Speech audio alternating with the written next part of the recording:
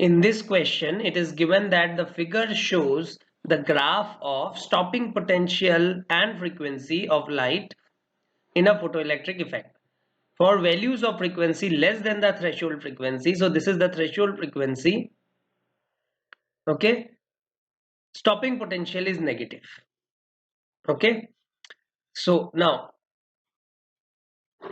you know that stopping potential is related to kinetic energy as Ke max is equal to EVS, right?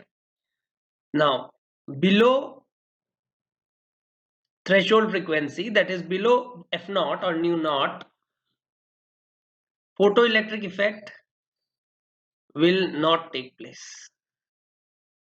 Photoelectric effect will not take place. That means this line will not come. Okay, Ke max cannot be negative, or even kinetic energy cannot be negative. Kinetic energy is always a positive quantity. Kinetic energy cannot be negative, so this graph will start from here only. It will not reach, means it will not come down.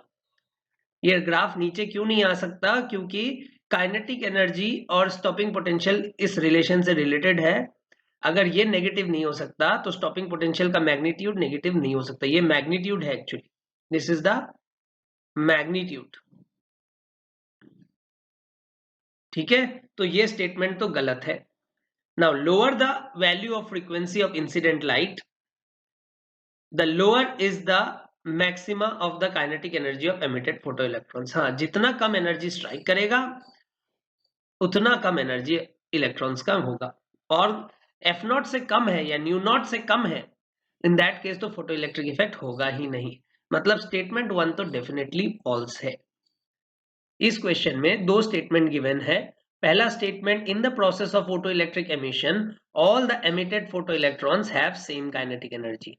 तो बोल रहा है कि photo electric process में सारे electrons जो निकलता है सबका काइनेटिक एनर्जी सेम होता है. बट एक्चुअली में ऐसा नहीं होता है.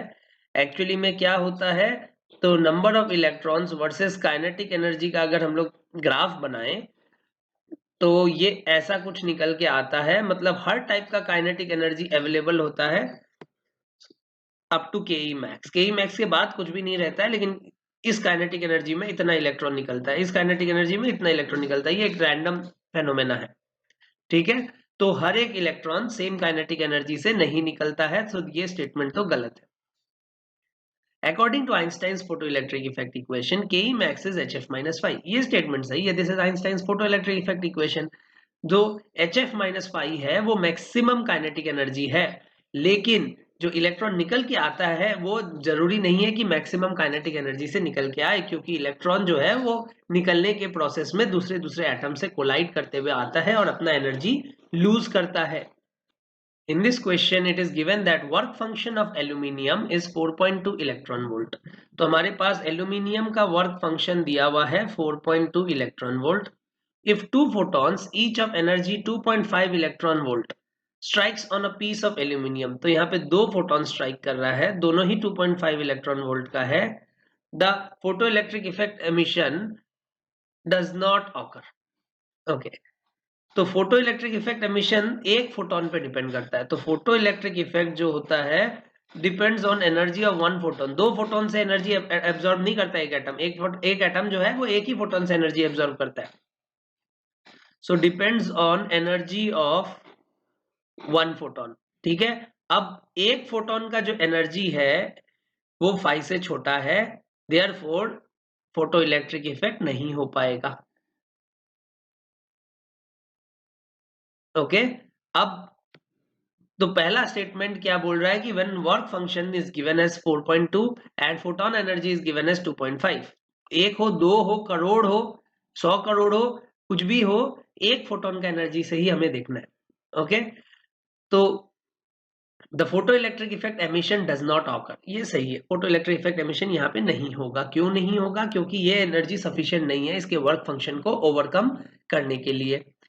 The second statement is, in the photoelectric effect, a single photon interacts with a single electron and the electron is emitted. ये स्टेटमेंट भी सही है। तो ये स्टेटमेंट, इसका आंसर क्या हो जाएगा? ए। स्टेटमेंट 1 भी सही है, स्टेटमेंट 2 भी सही है और स्टेटमेंट 1 इसका करेक्ट एक्सप्लेनेशन है। इस क्वेश्चन में हमें गिवन है an electron and a proton are accelerated through same potential difference. तो हमारे पास एक इलेक्ट्रॉन है और एक प्रोटॉन है जो कि सेम पोटेंशियल डिफरेंस से एक्सेलरेट हो रहा है। ठीक है, तो दोनों का चार्ज भी सेम है, तो दोनों का काइनेटिक एनर्जी गेन भी सेम होगा। The de Broglie wavelength associated with the electron is longer. Okay, तो लैम्डा जो होता है, the de Broglie wavelength is h upon momentum. ठीक है, अब अगर दोनों का काइनेटिक एनर्जी सेम है, क्योंकि दोनों को सेम पोटेंशियल डिफरेंस से एक्सेलरेट किया गया है, तो दोनों का काइनेटिक एनर्जी सेम है, तो kinetic energy is same.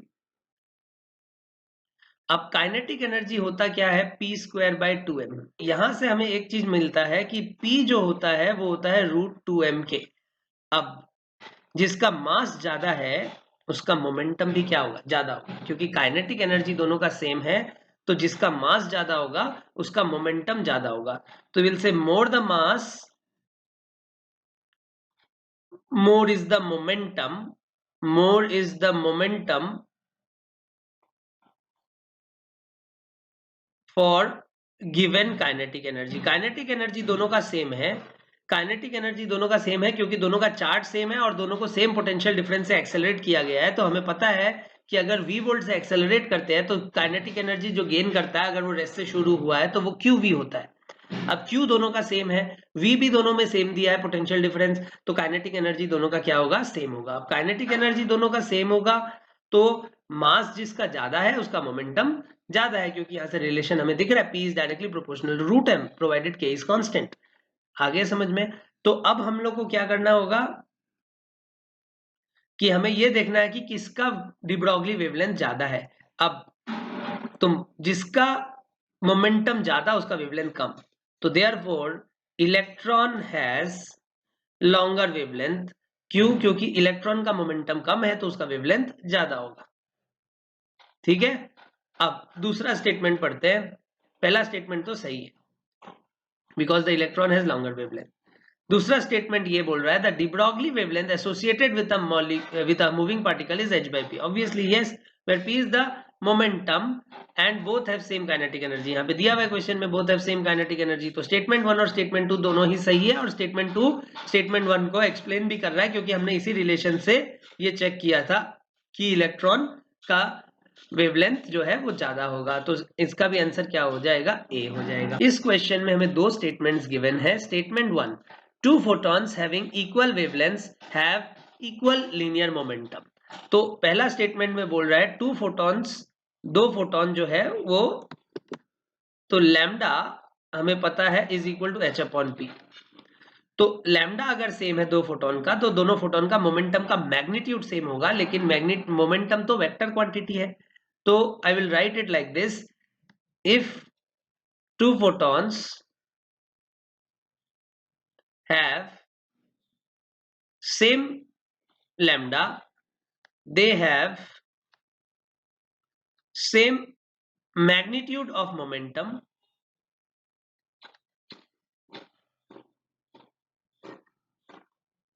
but may not have same direction, तो इसका मतलब ये है कि पहला स्टेटमेंट जो है वो पूरी तरीके से सही नहीं है, तो पहला स्टेटमेंट को हम लोग क्या मान लेंगे? गलत मान लेंगे। दूसरा स्टेटमेंट है when light shows its photon character, each photon has linear momentum h upon lambda। ये तो सही स्टेटमेंट है, यहां से linear momentum is h upon lambda। तो दूसरा स्टेटमेंट सही है लेकिन पहला स्टेटमेंट सही नहीं है, तो आंसर क्या हो जाएगा?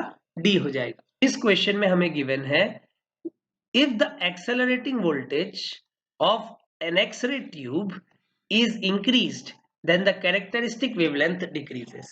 तो एक्सेलरेटिंग पोटेंशियल जो है अगर उसको हमने बढ़ा दिया तो हमें क्या मिलेगा? हमें एक्सेलरेटिंग वोल्टेज को बढ़ा देने से लैम्डा मिन घट जाता है, जो कट ऑफ वेवलेंथ है वो घट जाता है। ठीक है, the characteristic wavelength, now characteristic wavelength जो होता है it is a property of metal. मतलब कैरेक्टरिस्टिक वेवलेंथ जो है वो एक्सेलरेटिंग वोल्टेज पे डिपेंड नहीं करता है, does not depend on accelerating voltage.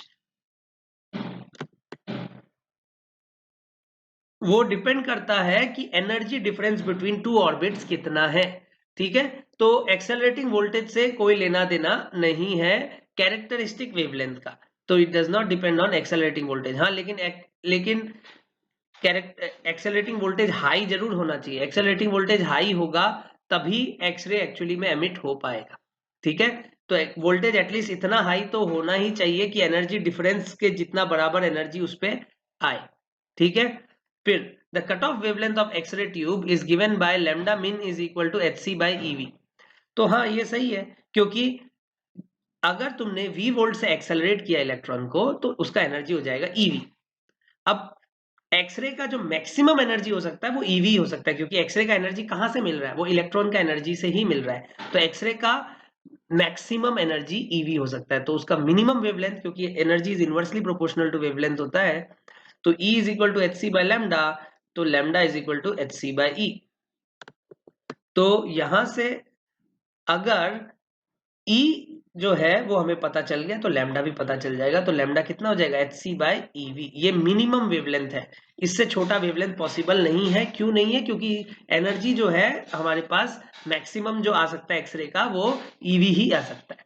तो ये स्टेटमेंट तो सही है, बट ये स्टेटमेंट सही नहीं है, मतलब आंसर क्या होगा, डी। इस क्वेश्चन में हमें गिवन है half life for a certain radio active element is 5 minutes. तो एक एलिमेंट है रेडियो एक्टिव, उसका हाफ लाइफ दिया हुआ है 5 मिनट्स, तो हम लोग लिख भी लेते हैं T half is equal to 5 minutes. 4 nuclei of that element are observed at a certain instant of time. तो इसमें सिर्फ हम लोग 4 न्यूक्लियाई को देख रहे हैं, और इस 4 न्यूक्लियाई में आफ्टर 5 मिनट्स क्या होगा, it can be definitely said that 2 nuclei will be left undecayed. Okay, अब ये देखना, ये इसमें क्या हो रहा है, स्टेटमेंट 1 में जो लिखा है वो स्टेटमेंट सही नहीं है। ध्यान से सुनना, स्टेटमेंट 1 जो है उसमें बोल रहा है कि वो 4 न्यूक्लियाई में से 2 न्यूक्लियाई डिके हो ही जाएगा 5 मिनट के बाद, क्योंकि हाफ लाइफ 5 मिनट है। बट ऐसा नहीं होता है, हम एक सैंपल स्पेस को देखते हैं जिसमें करोड़ों न्यूक्लियस है। ठीक है, तो करोड़ों न्यूक्लियस में हम ये बोल सकते हैं कि आधा हो जाएगा 5 मिनट में, लेकिन हम ये नहीं बोल सकते कि कौन सा वाला न्यूक्लियस डीके होगा। हमें नहीं पता चल सकता कौन सा वाला न्यूक्लियस डीके होगा। तो अगर हम सिर्फ छोटे से सैंपल स्पेस में 4 न्यूक्लियस को देखें तो हम ये नहीं बता सकते कि 4 में से 2 डीके हो जाएगा, क्योंकि ये जो है ये लॉ ऑफ लार्ज नंबर्स को फॉलो करता है, और अगर इस लॉ को, रेडियो एक्टिव डिसइंटीग्रेशन लॉ को यूज करना है तो सैंपल स्पेस बहुत लार्ज होना चाहिए, तभी हम अप्रोक्सीमेट कर पाते हैं। ठीक है, अगर सैंपल स्पेस में सिर्फ 10 न्यूक्लियस है, 100 न्यूक्लियस है, तो हम लोग ये नहीं बोल सकते हैं कि 100 से 50 हो जाएगा, ठीक है, या 4 से 2 हो जाएगा। बट हाँ, अगर 10 करोड़ है हमारे पास, या 100 करोड़ है, या 1 लाख करोड़ है, तो हम लोग ये बोल सकते हैं कि उसमें आधा हो सकता है। जितना सैंपल स्पेस ज्यादा होता है उतना अप्रोक्सीमेशन बेटर होता है। So it can not be definitely said that the 2 nuclei will be left undecayed. Okay, now after half life, that is 5 minutes, total half of the total nuclei will disintegrate. हाँ, total nuclei से तो आधा 5 minute में disintegrate हो जाएगा, क्योंकि half life इसका 5 minute है। So only 2 nuclei will be left undecayed. ऊपर वाला स्टेटमेंट तो पूरे तरीके से गलत है, इसका ये पार्ट तो सही है, तो हम लोग इसमें बोल देंगे statement 1 is false, statement 2 is also false. ठीक है, in this question it is given that it is easy to remove a proton from calcium 2040 nucleus as compared to a neutron. तो यहां पे ये चीज समझना है, n/z कर्व जो होता है, या द स्टेबिलिटी कर्व जिसको हम लोग बोलते हैं, तो for smaller nucleus normally n और z बराबर होता है, but for heavier nucleus n बड़ा होता है कंपेयर टू z। n बड़ा क्यों होना चाहिए, n should be greater than equal to z, because more neutrons are required to overcome the repulsive force between protons. More neutrons are required.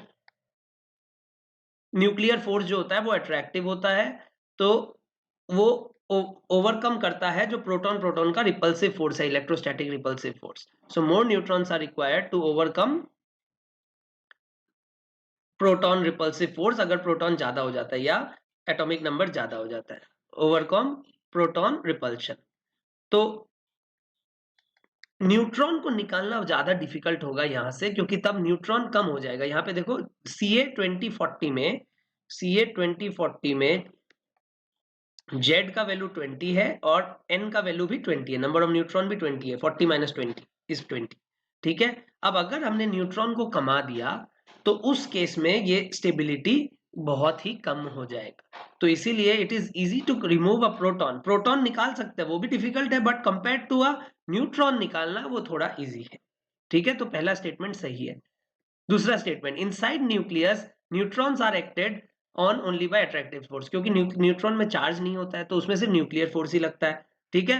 But protons are acted by repulsive forces also. ठीक है. तो repulsive force होता है, उसी के वजह से ही तो न्यूक्लियर फोर्स को ज्यादा होना पड़ता है ताकि उस रिपल्शन को ओवरकम कर पाए. नहीं तो न्यूक्लियस स्टेबल कैसे बनेगा? Nucleus will become unstable otherwise. Okay, so the statement both are correct and statement 2 is the correct explanation of statement 1.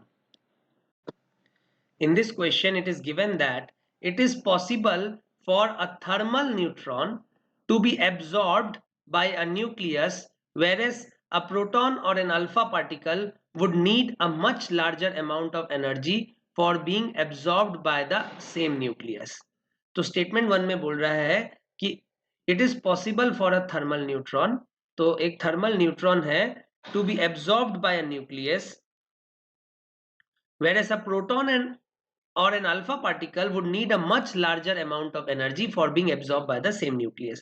तो ये स्टेटमेंट सही है क्योंकि एक न्यूट्रॉन का पेनिट्रेटिंग पावर ज्यादा होता है कंपेयर टू अल्फा पार्टिकल या proton. Neutron has more penetrating power. Proton और अल्फा पार्टिकल में पॉजिटिव चार्ज होता है, न्यूक्लियस में पॉजिटिव चार्ज होता है, देयर इज रिपल्शन. ठीक है. तो इसीलिए उसका पेनिट्रेटिंग पावर कम होता है. Neutrons has more penetrating power. Neutron is electrically neutral but proton and alpha particle are positively charge. तो ये स्टेटमेंट सही है और ये भी स्टेटमेंट सही है और स्टेटमेंट एक्सप्लेन कर रहा है स्टेटमेंट 1 को. In this question, it is given that consider the following nuclear reaction of an unstable C640 nucleus initially at rest. It decays to N714 and it is performing beta decay. Okay, so let us write this. C614 is an unstable nucleus and it is decaying into N714, which is a stable nucleus. The proton number is increasing. That means a neutron is getting converted into a proton. And whenever a neutron gets converted into a proton, a antineutrino particle is released. Okay, the energy of this antineutrino particle is random. The energy of this antineutrino particle is random. So that means what? That means the energy of beta minus has to be random. Energy of beta minus has to be random. Okay, in fact the energy of beta minus is equal to Q minus energy of the antineutrino. Now this is random, so this is random. Okay, now the maximum energy of beta minus is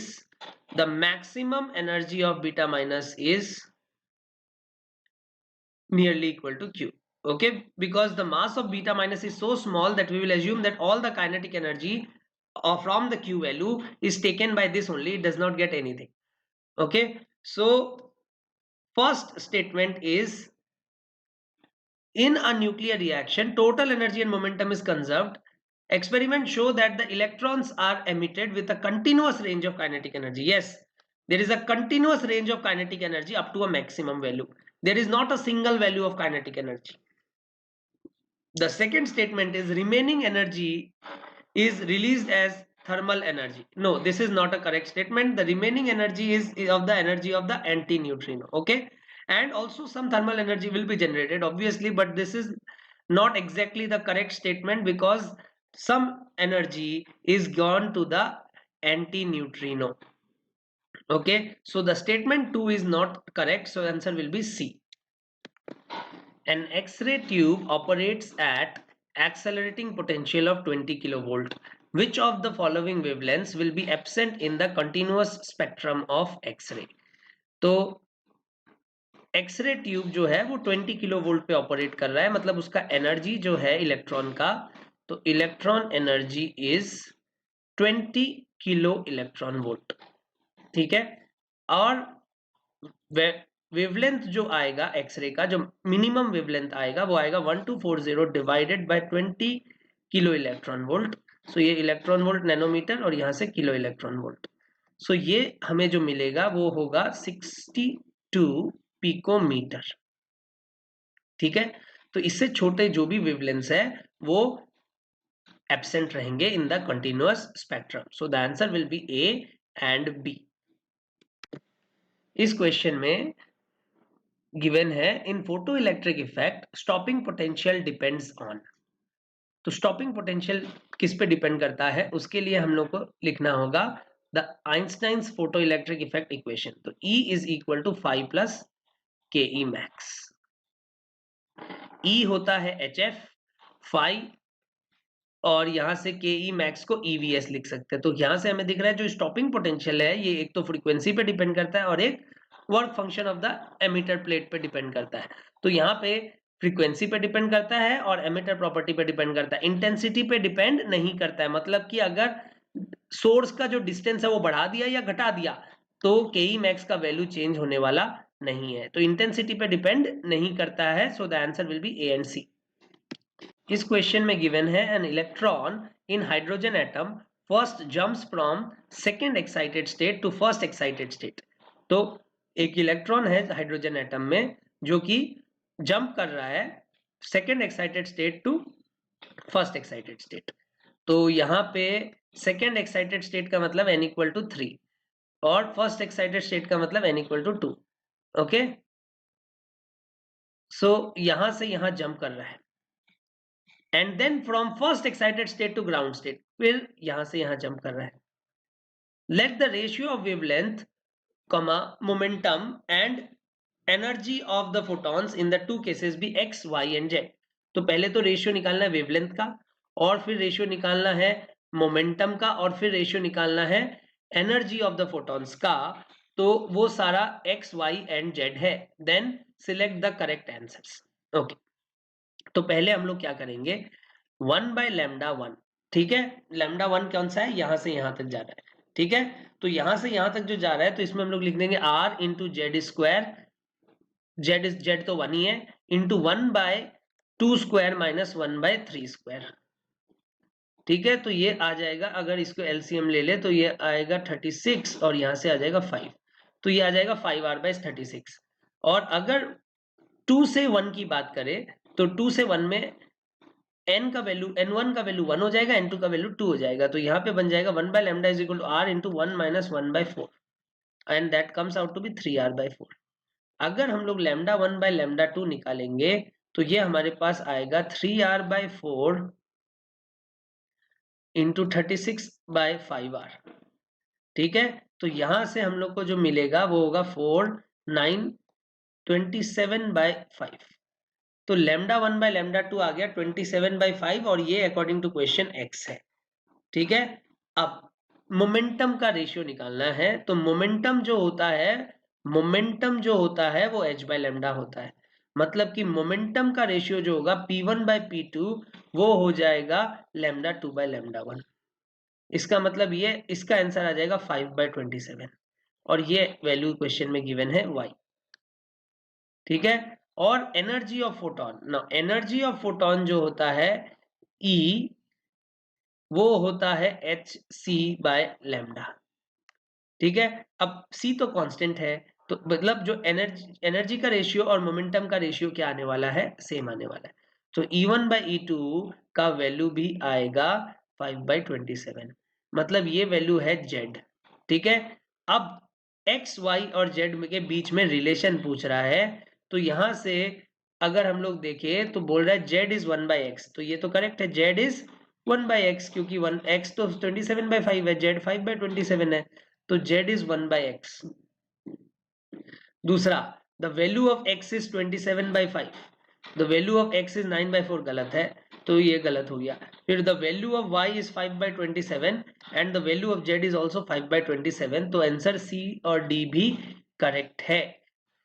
but इसमें wrong answer पूछा है, तो wrong answer क्या आएगा? B. So the wrong answer will be B. Okay, so they have asked you the wrong answer, so you will write B. इस question में it is given that an electron is in an excited state in hydrogen like atom. तो electron जो है वो एक excited state में है जिसका एनर्जी जो है -3.4 इलेक्ट्रॉन वोल्ट है। तो अगर हमें एनर्जी सारा याद है, तो पहला स्टेट का जो एनर्जी होता है हाइड्रोजन एटम में या हाइड्रोजन लाइक एटम में, वो होता है -13.6 जेड स्क्वायर, और सेकेंड स्टेट का जो एनर्जी होता है वो होता है -3.4 जेड स्क्वायर, थर्ड स्टेट का होता है -1.51 जेड स्क्वायर, फोर्थ स्टेट का जो होता है वो होता है -0.85 जेड स्क्वायर, फिफ्थ स्टेट का जो होता है वो होता है -0.54 जेड स्क्वायर। ठीक है, अब it's kinetic energy of the electron is E and its de Broglie wavelength is lambda. Okay, now you know that kinetic energy is equal to magnitude of total energy, right? So that means the kinetic energy will be 3.4 electron volt. तो यहां से दिख रहा है the kinetic energy will be 3.4 electron volt, but ये दो option में दिया हुआ है। अब हम लोग को और एक क्या देखना है, what is the de Broglie wavelength. Now the de Broglie wavelength lambda is equal to h upon √2m k। ठीक है, बट क्योंकि ये इलेक्ट्रॉन है तो मैं इलेक्ट्रॉन के लिए तो इसको ऐसे भी लिख सकता हूँ √150 बाय द एक्सेलरेटिंग वोल्टेज, है कि नहीं? या फिर मैं इसको ऐसे भी तो लिख सकता हूँ lambda is equal to 12.23 divided by √v angstrom, है ना? अब 12.23 डिवाइडेड बाय √v, अब √v कितना हो जाएगा? जो काइनेटिक एनर्जी है वह 3.4 इलेक्ट्रॉन वोल्ट, तो यहाँ पे √3.4। ठीक है, तो इससे हम लोग को वैल्यू कितना मिलेगा? तो इससे लैम्डा का वैल्यू अप्रोक्सीमेटली हमें मिलेगा 6.64 एंगस्ट्रॉम। ठीक है, अब हम लोग ऑप्शंस को देख लेते हैं।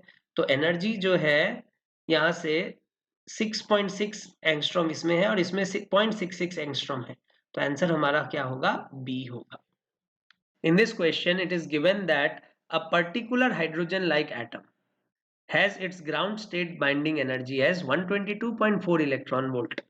तो ग्राउंड स्टेट का एनर्जी जो होता है वो होता है 13.6, ग्राउंड स्टेट का जो बाइंडिंग एनर्जी होता है वो होता है 13.6 जेड स्क्वायर, और अकॉर्डिंग टू क्वेश्चन ये है 122.4 electron volt. For any hydrogen like atom the binding energy of ground state is 13.6 Z square. ठीक है, तो यहां से हम लोग को मिल जाएगा जेड का वैल्यू इज 3। ठीक है, अब एक बार जेड का वैल्यू आ गया, देखते हैं क्या क्या पूछा है। Then its atomic number is 3, correct. An electron of 90 electron volt can excite it. So the electron of 90 electron volt cannot excite it. Why? See, an minimum excitation energy, तो 1 से 2 जाना पड़ेगा। ठीक है, तो 1 से 2 जाने के लिए मिनिमम एनर्जी चाहिए 10.2 इलेक्ट्रॉन वोल्ट, जो कि हाइड्रोजन को, हाइड्रोजन लाइक एटम के लिए it must be multiplied by Z square. तो यहां से हम लोग को मिलेगा 10.2 multiplied by Z square, that is 9। सो यहां से हम लोग को मिलेगा 90.18। तो 90 इलेक्ट्रॉन वोल्ट जो है वो इसको एक्साइट नहीं करा पाएगा। ठीक है, now an electron of kinetic energy nearly 91.8 electron volt can be brought to almost rest by this atom. हाँ, ये हो सकता है, क्योंकि an electron of kinetic energy 91.8 electron volt, अगर ये एनर्जी है तो ये जो एनर्जी है ये क्या है?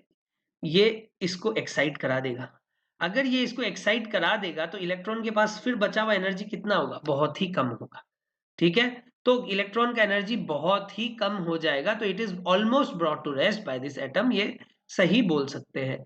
ठीक है, एग्जैक्टली रेस्ट पे तब भी नहीं आएगा क्योंकि एग्जैक्ट इक्वल नहीं है, ठीक है। फिर an electron of kinetic energy 2.6 electron volt may emerge from the atom when the electron of kinetic energy 125 electron volt collides with this atom. अब 125 इलेक्ट्रॉन वोल्ट जो है वो इससे तो बहुत ज्यादा है, इसके लिए हम लोग को क्या चेक करना पड़ेगा, 1 से 3 को भी चेक करना पड़ेगा, ठीक है। तो 1 से 3 को अगर हम लोग चेक करते हैं तो 1 से 3 में हमें पता है हाइड्रोजन एटम में 12.09 इलेक्ट्रॉन वोल्ट लगता है, ठीक है, एक्साइट करने के लिए। लेकिन हाइड्रोजन लाइक एटम में मल्टीप्लाइड बाय जेड स्क्वायर करना पड़ेगा, तो 12.09 मल्टीप्लाइड बाय 9, ठीक है। जब हम लोग इसको सॉल्व करेंगे तो ये आएगा अप्रोक्सीमेटली 108 इलेक्ट्रॉन वोल्ट, और या you can say 109 electron volt, ठीक है। अब ये तो बहुत ही कम है, लेकिन यहाँ पे अगर हम लोग ध्यान से देखेंगे 125 इलेक्ट्रॉन वोल्ट तो बहुत ही ज्यादा, ये इसको आयनाइज ही करा देगा, क्योंकि 122.4 इलेक्ट्रॉन वोल्ट मिलने से तो वो आयनाइज ही हो जाता है। तो इसका मतलब 125 इलेक्ट्रॉन वोल्ट एनर्जी जो है इलेक्ट्रॉन का, इट कैन आयोनाइज, तो इसका कोई काम नहीं है। 1 से 3 क्या है, 1 से 4 भी जा सकता है, 1 से 5 भी जा सकता है, 1 से 6 भी जा सकता है। तो 125 इलेक्ट्रॉन वोल्ट तो इसको आयनाइज ही कर देगा, तो it can ionize this atom. तो इतना इलेक्ट्रॉन वोल्ट अगर एनर्जी है इलेक्ट्रॉन के पास तो it can ionize the atom, ठीक है।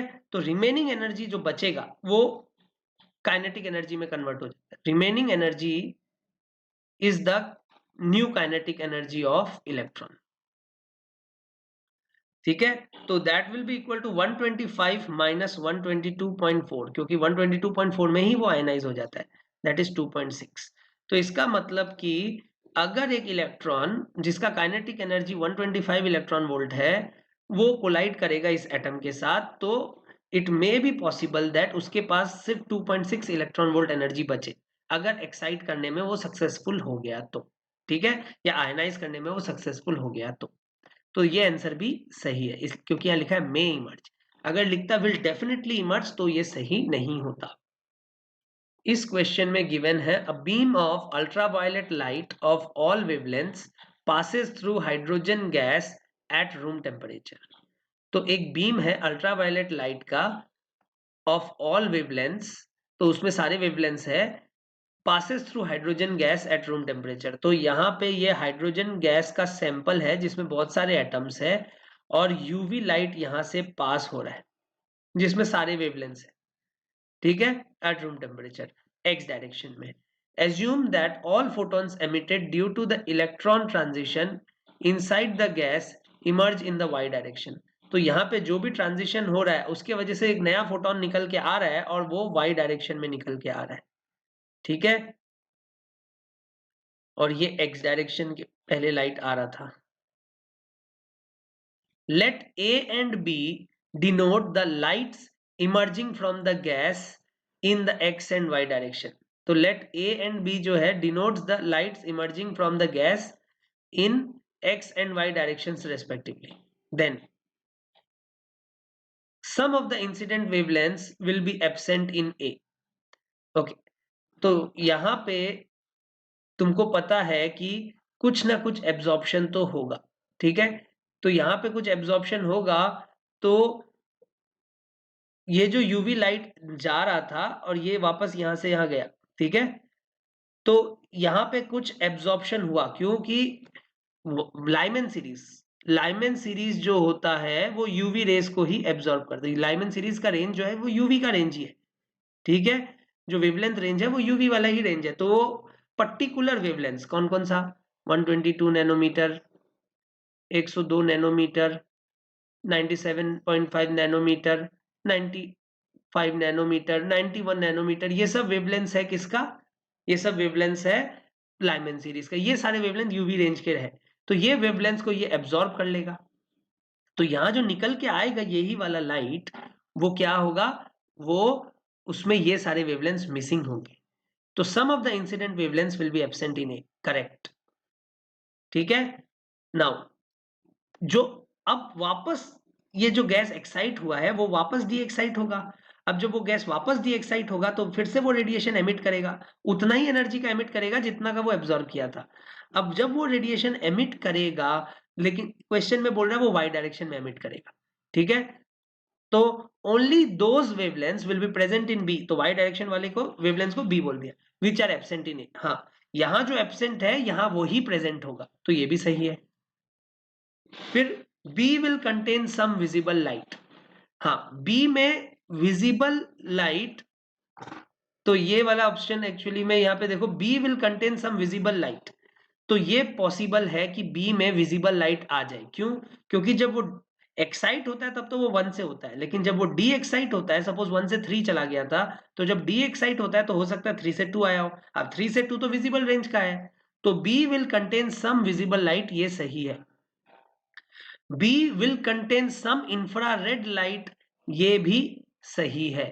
ठीक है, तो आंसर हो जाएगा ए सी डी। बी क्यों नहीं होगा? क्योंकि वो सारे वेवलेंथ्स तो प्रेजेंट होंगे ही बी में जो ए में मिसिंग है, लेकिन कुछ एक्स्ट्रा वेवलेंथ्स भी होंगे, that will depend on transition कैसा हुआ था, क्योंकि एक्साइट तो 1 से ही होता है, लेकिन डी एक्साइट 3 से 2 भी हो सकता है, 4 से 3 भी हो सकता है। ठीक है, लेकिन एक्साइट हमेशा 1 से 2, 1 से 3, 1 से 4 ही हो रहा है, तो यहाँ पे सारे वेवलेंथ्स जो है यहाँ पे उससे थोड़े ज्यादा ही वेवलेंथ्स होंगे, लेकिन हाँ ये सारे वेवलेंथ यहाँ जरूर होंगे। Okay, so the answer will be A, C, D. If radiation of all wavelength from ultraviolet to infrared is passed through hydrogen gas at room temperature, absorption lines will be observed near the, तो absorption जो lines हम लोग देखते हैं वो हमेशा n equal to 1 से शुरू होता है। ठीक है, एक्साइट जो होता है वो n equal to 1 से ही देखना होता है एब्जॉर्प्शन लाइंस में। ठीक है, तो 1 से स्टार्ट होने वाला जो भी लाइन है वो सारा लाइमन सीरीज का लाइन है। ठीक है, और लाइमन सीरीज का लाइन जो है वो यूवी रीजन का होता है। ठीक है, तो इंफ्रारेड रीजन पास होने से भी कोई फर्क नहीं पड़ेगा, जो यूवी रीजन है वही एब्जॉर्ब होगा और आंसर होगा लाइमन सीरीज। इस क्वेश्चन में हमें गिवन है in the hydrogen atom if the reference level of potential energy is assumed to be 0 for the ground state then choose the incorrect statement. तो एक बात का ध्यान रखना कि काइनेटिक एनर्जी का जो वैल्यू होता है वो एब्सोल्यूट वैल्यू होता है। तो सपोज ये स्टेट 1 2 3 4, तो काइनेटिक एनर्जी का वैल्यू एब्सोल्यूट होता है, वो चेंज नहीं होता है। तो ये 13.6 होता है फर्स्ट स्टेट का, सेकेंड का 3.4 होता है, थर्ड का 1.51, फोर्थ का 0.85। ठीक है, लेकिन जो पोटेंशियल एनर्जी होता है ये एक रिलेटिव टर्म होता है, लेकिन इतना बहुत जरूर ध्यान रखना होता है कि पोटेंशियल एनर्जी का जो डिफरेंस है वो कांस्टेंट रहना चाहिए। एब्सोल्यूट वैल्यू डिफाइंड नहीं है, एब्सोल्यूट वैल्यू कुछ भी ले सकते हो। हाँ, स्टैंडर्ड रेफरेंस में इन्फिनिटी का पोटेंशियल को जीरो ले लेते हैं, लेकिन कोई भी डिफरेंस लिया जा सकता है और उसका पोटेंशियल को जीरो बनाया जा सकता है, बट हाँ दो पॉइंट के बीच का डिफरेंस पोटेंशियल एनर्जी का वो चेंज नहीं होना चाहिए। ठीक है, अब यहाँ का पोटेंशियल एनर्जी नॉर्मल रेफरेंस में जब इन्फिनिटी रेफरेंस लिया था तब ये -27.2 था, राइट। अब ये जीरो हो गया है, मतलब इसको 27.2 से बढ़ा दिया है। अब अगर इसको 27.2 से बढ़ा दिया है तो हर एक को 27.2 से बढ़ा देंगे, हर एक को 27.2 से बढ़ा देने से डिफरेंस में कोई चेंज नहीं आएगा। ठीक है, तो यहाँ पे हम लोग लिख देंगे ये हो जाएगा -6.8 होता था पहले, जो जब रेफरेंस पॉइंट इन्फिनिटी को लेते थे, अब इसमें 27.2 बढ़ा देंगे। सिमिलरली इसमें पहले -3.02 होता था, अब इसमें 27.2 से बढ़ा देंगे। ओके, अब ऑप्शंस देखते हैं। The total energy of the shell increases with the increase in the value of N. तो total energy of the shell जो है, total energy of the shell जो है, तो अब k प्लस यू करेंगे तो वो पहले वाले स्टेट के लिए वो आ जाएगा 13.6, दूसरे वाले स्टेट के लिए आ जाएगा 27.2 माइनस 3.4। ठीक है, तीसरे वाले के लिए आ जाएगा 27.2 माइनस 3.02, यू कैन से -1.51। तो हमें क्लियरली दिख रहा है कि पोटेंशियल एनर्जी का वैल्यू अब बढ़े जा रहा है। ठीक है, the total energy of the shell increases with the increase in value of n. सही हो रहा है, क्योंकि पहले 13.6 था, अब 13.6 से ज्यादा है, फिर और ज्यादा है। ठीक है, फिर the total energy of the shell decreases, नहीं, पहला ऑप्शन तो सही है। The difference in total energy, the difference in total energy of any two shell continues to remain the same. हाँ, डिफरेंस जो है वो हमेशा सेम रहेगा। सो ये भी स्टेटमेंट सही है। The total energy at the ground state becomes 13.6, ये भी सही है। लेकिन यहाँ पे इनकरेक्ट स्टेटमेंट पूछा गया है। इनकरेक्ट स्टेटमेंट अगर पूछा गया है तो हमारा आंसर होगा B. Okay, in this question it is given that consider the correct options for hydrogen and deuterium atom considering the motion of nucleus. Okay, the first statement is the radius of the first Bohr orbit of deuterium is less than that of hydrogen. Okay, तो यहां पे हम लोग देखते हैं radius का formula क्या था, epsilon naught h square by pi mu E square into N square by Z. ये फॉर्मूला था रेडियस का जब न्यूक्लियर मोशन को कंसीडर करते हैं। Mu is the reduced mass, ठीक है, mu is the reduced mass. अब एक हाइड्रोजन एटम है, तो हाइड्रोजन एटम के न्यूक्लियस का मास अगर m है तो ड्यूटेरियम के न्यूक्लियस का मास 2m होगा, क्योंकि ड्यूटेरियम में एक प्रोटॉन के साथ एक न्यूट्रॉन भी है। अब z दोनों का सेम है, ठीक है, ये दोनों का सेम है, ये दोनों का सेम है, ये दोनों का सेम है, ये दोनों का सेम है, ये दोनों का सेम है, सिर्फ क्या डिफरेंस है, म्यू। सो हम लोग बोलेंगे r is inversely proportional to mu. अब क्लियरली हमें दिख रहा है म्यू जो है वो ड्यूटेरियम का ज्यादा है हाइड्रोजन से, क्योंकि इसका मास ज्यादा है न्यूक्लियस का, ठीक है। तो mu is more for deuterium, that means radius is less for deuterium. So radius of deuterium is less than radius of hydrogen atom. So the first radius of first orbit of deuterium is less than that of hydrogen is correct statement, ठीक है। Second statement है the speed of electron in the first Bohr orbit। अब speed का relation है e square by 2 epsilon naught h into z by n। speed जो है वो independent of mu है, तो स्पीड अगर इंडिपेंडेंट ऑफ म्यू है तो इसमें बाकी सब तो दोनों के लिए सेम है, तो you will say this is speed दोनों का सेम होगा, ठीक है, इलेक्ट्रॉन का। Now the next is wavelength of first line of Balmer series. Okay, wavelength, अच्छा वेवलेंथ जो है एनर्जी डिफरेंस है। एनर्जी जो होता है उसका फॉर्मूला होता है mu E power 4 divided by 8 epsilon naught square H square into Z square by N square. अब बाकी सब सेम है, तो मतलब एनर्जी जो है वो डायरेक्टली प्रोपोर्शनल टू म्यू होता है। तो इसका मतलब एनर्जी डिफरेंस जो होगा वो ड्यूटेरियम का ज्यादा होगा हाइड्रोजन एटम से। इसका मतलब कि एनर्जी अगर ज्यादा है ड्यूटेरियम में तो you will say that wavelength जो है वो ड्यूटेरियम में कम होगा। तो wavelength of deuterium is less then wavelength of hydrogen atom. तो यहाँ पे the wavelength of first line is more than that of hydrogen, जबकि होगा क्या, less than that of hydrogen. तो ये स्टेटमेंट भी क्या है, गलत है। Next is angular momentum of electron in the first Bohr orbit of deuterium is more. अच्छा, एंगुलर मोमेंटम का खास बात ये है कि एंगुलर मोमेंटम जो है वो फॉर अ गिवन ऑर्बिट किसी भी एटम के लिए, हाइड्रोजन लाइक एटम के लिए NH/2π ही होता है। तो दोनों का सेम होना ही है, तो ये भी स्टेटमेंट गलत है। तो एक ही स्टेटमेंट इसमें करेक्ट है और वो है A. A neutron collides head on with a stationary hydrogen atom in ground state. तो एक न्यूट्रॉन है वो हेड ऑन कोलाइड कर रहा है एक स्टेशनरी हाइड्रोजन एटम के साथ, और वो हाइड्रोजन एटम ग्राउंड स्टेट पे है। तो ये न्यूट्रॉन है और ये हाइड्रोजन एटम है, ठीक है। Now which of the following statements are correct assuming that the hydrogen atom and neutron have same mass? तो दोनों का मास हम लोग सेम ले लेते हैं। ओके, अब कोई भी कोलिजन में what is the maximum loss in kinetic energy. कभी भी एटॉमिक कोलिजन हम लोग करते हैं उसमें सबसे पहला चीज हमें निकालना होता है what is the maximum loss of kinetic energy possible, ठीक है। उतना लॉस होगा कि नहीं हमें नहीं पता, लेकिन फिर भी हम लोग को निकाल के ही कंपैरिजन करना होता है। तो the maximum loss of kinetic energy of the system is given by half mu v relative square and that is equal to, ये तो रेस्ट पे था, सपोज इसका काइनेटिक एनर्जी k था और इसका वेलोसिटी v था, ठीक है। तो यहाँ पे हम लोग लिख देंगे half mu is reduced mass and that is mm by m plus m into v relative square is v minus 0 whole square। So यहाँ से हम लोग को मिल जाएगा half into half mu square और v square. But half M V square तो के है, तो मतलब मैक्सिमम लॉस जो हो सकता है काइनेटिक एनर्जी का वो हो सकता है के by two.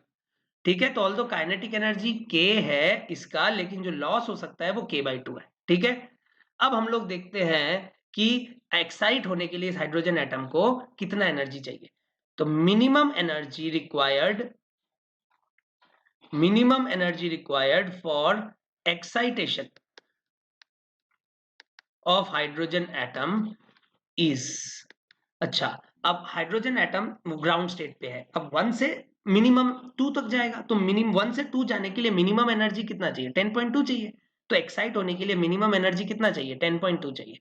So the minimum energy required for excitation is 10.2 electron volt. ठीक है, अब ये जो एनर्जी आएगा वो कहां से आएगा, इस लॉस से ही तो आएगा। तो अगर सपोज करो मैं मान लेता हूं मैक्सिमम लॉस होता है, तो अगर मैक्सिमम लॉस होता है तो के बाई टू का वैल्यू, जो ये इसका जो लॉस है वो इसके लिए गेन है, ये जो लॉस होगा वही एक्साइट में काम आएगा। ठीक है, तो ये 10.2 के बराबर हो गया, तो यहां से के का वैल्यू 20.4 मिल गया। इसका मतलब अगर काइनेटिक एनर्जी 20.4 से छोटा है तो एक्साइटेशन पॉसिबल नहीं है, और एक्साइटेशन नहीं होता है तो एटॉमिक कोलिजन में कभी कोई लॉस नहीं होता है, मतलब कोलिजन इलास्टिक होता है। तो ऑप्शन देखते हैं, if the kinetic energy of the atom is less than 20.4 electron volt, definitely collision is elastic, correct. Okay, because 20.4 minimum होना है, मिनिमम, ताकि एक्साइट करा पाए। अगर एक्साइट नहीं करा पाया तो कोलिजन इलास्टिक ही होगा। ठीक है, if kinetic energy is less than this, the collision may be inelastic, गलत। Inelastic collision may take place only when the initial kinetic energy of the neutron is greater than 20.4 electron volt, correct। अगर इससे बड़ा है तो inelastic collision हो सकता है। ठीक है, perfectly inelastic collision can not take place, क्यों नहीं हो सकता, अगर 20.4 इलेक्ट्रॉन वोल्ट एनर्जी है इसके पास तो वो पूरा मैक्सिमम लॉस कर लेगा। परफेक्टली इनइलास्टिक कोलिजन में मैक्सिमम लॉस होना चाहिए। अब मैक्सिमम लॉस इस केस में के बाई टू है, तो अगर के का वैल्यू 20.4 है तो 10.2 इलेक्ट्रॉन वोल्ट के लिए मैक्सिमम लॉस कराना पड़ेगा, क्योंकि के बाई टू मैक्सिमम लॉस है और 10.2 मिनिमम हमें चाहिए ही चाहिए एक्साइट करने के लिए। तो 20.4 अगर के का वैल्यू है तो के बाई टू का वैल्यू 10.2 होगा, तो मतलब कि पूरा का पूरा काइनेटिक एनर्जी जो लॉस हो सकता था वो सब यूज हो जाएगा किसमें, एक्साइट कराने में। तो उस केस में लॉस जो होगा काइनेटिक का, जो मैक्सिमम पॉसिबल लॉस है वो होगा, और जब लॉस मैक्सिमम पॉसिबल लॉस होता है तो उस केस में कोलिजन जो होता है वो परफेक्टली इनइलास्टिक होता है। तो परफेक्टली इनइलास्टिक कोलिजन हो सकता है, क्यों नहीं हो सकता है, तो ये स्टेटमेंट सही नहीं है। A free hydrogen atom in ground state is at rest. A neutron of kinetic energy K collides with the hydrogen atom. तो हमारे पास एक फ्री हाइड्रोजन एटम है जो कि ग्राउंड स्टेट पे है और रेस्ट पे है। तो ये एक फ्री हाइड्रोजन एटम है जो कि ग्राउंड स्टेट पे है और रेस्ट पे है। A neutron of kinetic energy K, तो हमारे पास एक न्यूट्रॉन है जिसका काइनेटिक एनर्जी K है, वो कोलाइड कर रहा है with the hydrogen atom. After collision hydrogen atom emits 2 photons in succession, one which has energy 2.55 electron volt. ठीक है, assume that the hydrogen atom and neutron has same mass, then the minimum value of K has to be, अच्छा, अब मुझे पता है इस case में कि इसका मास भी m है और इसका मास भी m है। कोई भी एटॉमिक कोलिजन में सबसे पहला चीज क्या करना पड़ता है, सबसे पहला चीज करना पड़ता है to find the maximum loss in kinetic energy. तो maximum loss in kinetic energy is half mu v relative square. अब म्यू का वैल्यू है mm by m plus m into v relative square को मैं मान लेता हूँ v minus zero whole square में, मान लेता हूँ ये v से जा रहा है और ये जीरो है क्योंकि रेस्ट पे है ये। ठीक है, तो zero v minus zero square. ठीक है, ओके, अब यहां से हमें मिल जाएगा half into M by two into V square. अब हाफ एम वी स्क्वायर तो के है, तो मैक्सिमम पॉसिबल लॉस कितना हो सकता है, के बाई टू हो सकता है। अब बोल रहा है कि आफ्टर कोलिजन होने के बाद एटम एक्साइट हो गया, और एटम एक्साइट होकर डी एक्साइट हुआ, और जब वो डी एक्साइट हुआ तो दो फोटोन निकाला, और उसमें से एक जो है वो 2.55 इलेक्ट्रॉन वोल्ट है। अब अगर 2.55 इलेक्ट्रॉन वोल्ट है तो तुमको पता है 4 से 2 आने से 2.55 इलेक्ट्रॉन वोल्ट रेडिएशन निकलता है। ठीक है, बिकॉज बाल्मर सीरीज का सेकेंड लाइन का एनर्जी का वैल्यू होता है 2.55 इलेक्ट्रॉन वोल्ट। ठीक है, तो ये 4 से 2 आया और फिर 2 से 1 आया, तो इसका मतलब डेफिनेटली उसको एटलीस्ट 1 से 4 तो एक्साइट होना ही पड़ेगा, तभी तो वो वापस आ सकता है। तो 1 से 4 तक एक्साइट होने के लिए to excite from 1 to 4, to excite from 1 to 4, ये हो गया लाइमन सीरीज। लाइमन सीरीज का थर्ड लाइन, तो third line of Lyman series का एनर्जी कितना होता है? Third line of Lyman series का जो एनर्जी होता है वो होता है 12.75 इलेक्ट्रॉन वोल्ट। ठीक है, तो this is the energy of the third line of Lyman series. तो अब ये जो एनर्जी है ये तो चाहिएगा ताकि वो 1 से 4 आ सके, लेकिन ये कहां से एनर्जी मिलेगा? यहां से जो लॉस हुआ उसी से ही तो मिलेगा। तो इसका मतलब k/2 जो लॉस हो सकता है उस लॉस को यूटिलाइज करना है एक्साइट कराने के लिए, कहां तक? 12.75 तक। तो इससे k का वैल्यू हमें मिलेगा, कितना मिल जाएगा? देखो k का वैल्यू होगा 25, तो ये हो जाएगा 25.5। ओके, अब हम लोग ऑप्शंस देखते हैं। The minimum value of K is 25.5 electron volt, correct? The minimum value of K is 12.75 electron volt, wrong. The other photon has energy 10.2 electron volt, correct? क्योंकि यहां से यहां जो निकला है उसका एनर्जी, ये first line of Lyman series है, first line of Lyman series का एनर्जी होता है 10.2 इलेक्ट्रॉन वोल्ट, ये भी correct. The upper energy level is of excitation energy, तो अपर एनर्जी लेवल, तो ये जो अपर एनर्जी लेवल है ये वाला is of excitation energy 12.75 electron volt. तो बोल रहा है कि इसका जो एक्साइटेशन एनर्जी है वो 12.75 इलेक्ट्रॉन वोल्ट है, विच इज करेक्ट, क्योंकि यहां से यहां तक जाने के लिए एक्साइटेशन हमेशा 1 से स्टार्ट होता है। तो 1 से 4 तक जाने के लिए अभी अभी हमने देखा कि 1 से 4 तक जाने के लिए हमें कितना एनर्जी चाहिए? 12.75 इलेक्ट्रॉन वोल्ट चाहिए। तो यहाँ पे the upper excitation, upper energy level in the is of excitation energy 12.75, correct. So the answer will be A C D. इस क्वेश्चन में गिवन है X rays are produced by accelerating electrons across a given potential difference to strike a metal target of high atomic number. तो हमारे पास X rays है, ठीक है, और these are produced by accelerating electrons across a given potential difference to strike a metal target of high atomic number. ये तो X ray production का तरीका है। If the electrons have same speed when they strike the target, the X ray spectrum will exhibit. Okay, तो बोल रहा है कि जो भी इलेक्ट्रॉन आ रहा है सबका सेम स्पीड है और ये टारगेट मेटल को स्ट्राइक कर रहा है और यहां से एक्सरे निकल रहा है, ठीक है। लेकिन अगर सेम स्पीड है तब भी you will not say that सारा एक्सरे सेम वेवलेंथ का होगा, ठीक है, कुछ मिनिमम वेवलेंथ का एक्सरे आएगा, ये सही है, ठीक है। तो will exhibit a minimum wavelength तो होगा। और दूसरा कंटिन्यूअस स्पेक्ट्रम भी होगा। अब ये कंटिन्यूअस स्पेक्ट्रम क्यों होता है? क्योंकि ऑन एन एवरेज सिर्फ 1% of the energy of this electron transfers to X ray. और वो कैसे डिपेंड करता है कि कितना एक्सरे बनेगा या कितना फ्रैक्शन ऑफ एनर्जी एक्सरे में कन्वर्ट होगा, वो डिपेंड करता है कि कितना क्लोज न्यूक्लियस के कितना क्लोज वो इलेक्ट्रॉन आ रहा है। अगर वो न्यूक्लियस के एकदम हेड ऑन आता है तो वो सारा का सारा एनर्जी अपना एक्सरे को दे देगा। लेकिन अगर वो दूर है, जैसे जैसे वो दूर, क्योंकि न्यूक्लियस तो बहुत छोटा है, बहुत रेयर ऐसा चांस है कि इलेक्ट्रॉन जो है वो न्यूक्लियस को कोलाइड करता हुआ जाए। 99% ऑफ द इलेक्ट्रॉन्स जो है वो न्यूक्लियस से दूर ही रहेगा। अब वो न्यूक्लियस से जब दूर रहता है, जितना दूर रहता है उतना कम पोर्शन ऑफ उसका फ्रैक्शन, उसका एनर्जी जो है वो एक्सरे में कन्वर्ट होता है, ठीक है। तो इसीलिए इलेक्ट्रॉन का जो पोजीशन है उस पर भी डिपेंड करता है। तो इसीलिए हमेशा कंटिन्यूअस स्पेक्ट्रम ही मिले, क्योंकि हर इलेक्ट्रॉन अलग अलग वेवलेंथ का एक्सरे निकालेगा, ठीक है, डिपेंडिंग ऑन वो न्यूक्लियस के कितना क्लोज था या कितना दूर था, ठीक है।